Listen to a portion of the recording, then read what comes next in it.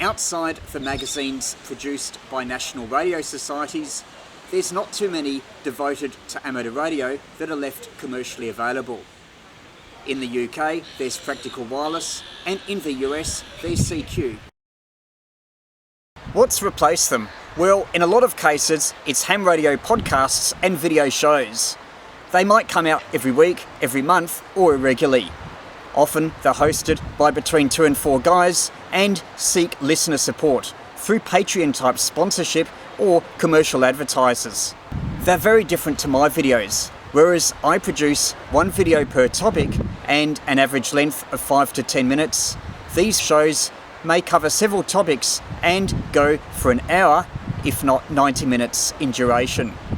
Whereas I might tightly edit my shows, taking around 40 to 60 minutes of footage per 5-minute video, some of these programs are more free-flowing discussions where there's not any editing. Yep, if you watch these shows, be prepared to devote a lot of time to them. First cab off the rank is Ham Nation. It's hosted by 2 very well-known amateurs in the US. Bob Heil, who is most well known for his audio and microphone products, and Gordon West, who's been involved in amateur training for many years, at least since the 1960s. Many amateurs in America would have got their license through Gordo's study manuals. Ham Nation episodes can be 60 to 80 minutes long.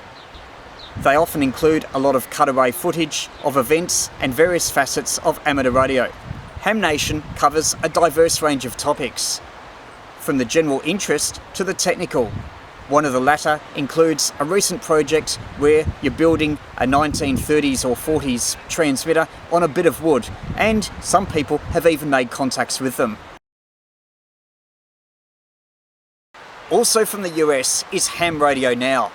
It's of similar length, at least 60 minutes, and sometimes getting close to 2 hours.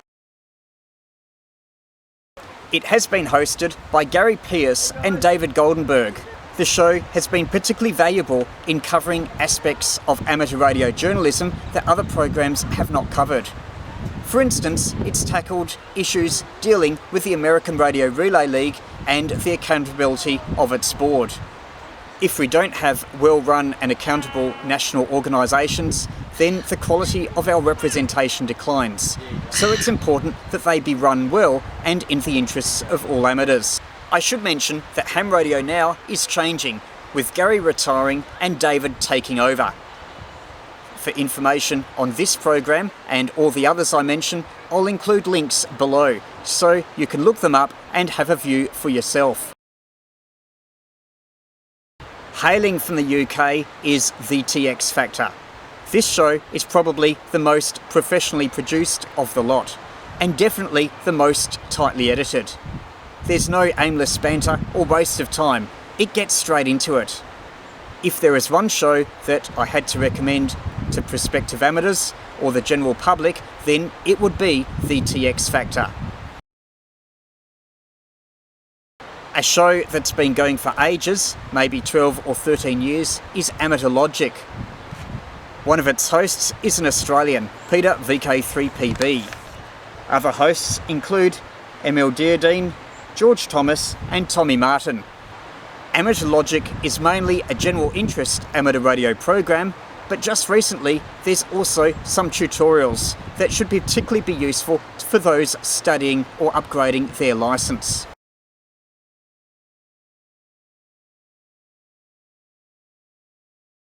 Getting into audio podcasts, there's the ICQ Amateur Radio Podcast. Hosted by a father and son team, it's particularly great if you've got a long trip, are driving and want something to listen to. Again, it's a fairly long show, but I think you'll find its discussions interesting. More for the constructor, tinkerer and those who desire the knack is Solder Smoke.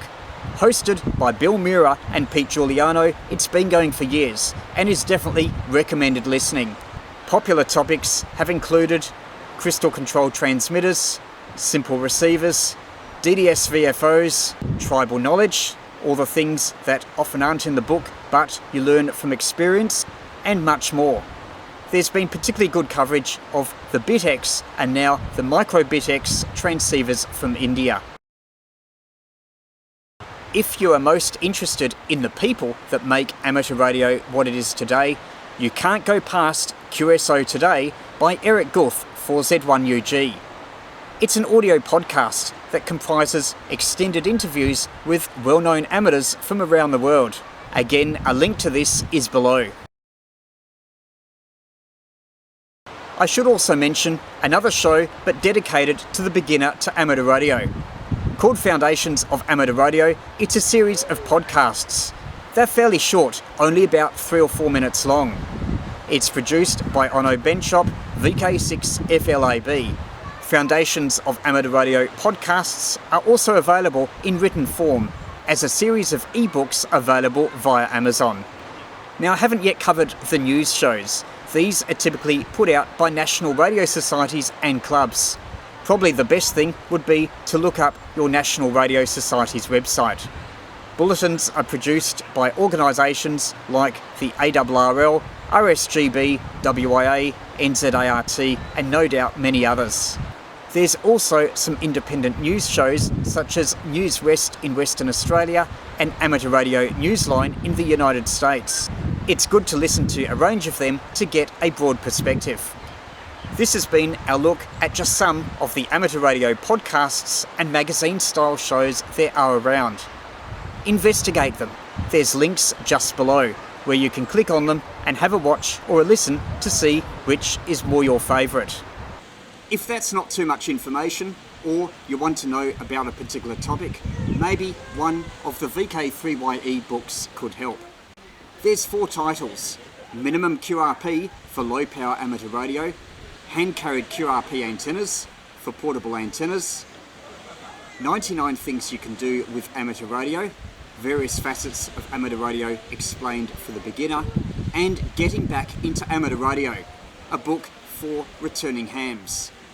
All those titles are available for $5 US or equivalent via Amazon in electronic form. Or in some countries you can get paperback versions as well for a bit more.